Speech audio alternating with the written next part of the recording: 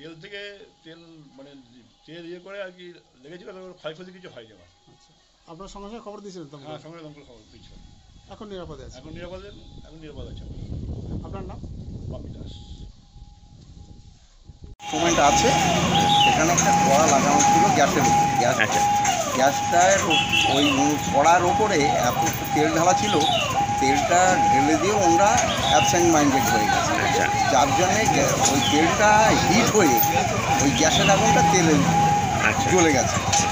সেখান থেকে আগুনটা হয়ে কুচিনাটা জ্বলেছে, আর এমনি অন্য কিছু কোনো ক্ষয়ক্ষতি কিছু হয়নি। আপনার নাম পরিচয়? আমার নাম দিলীপ কুমার বিশ্বাস, লিডার।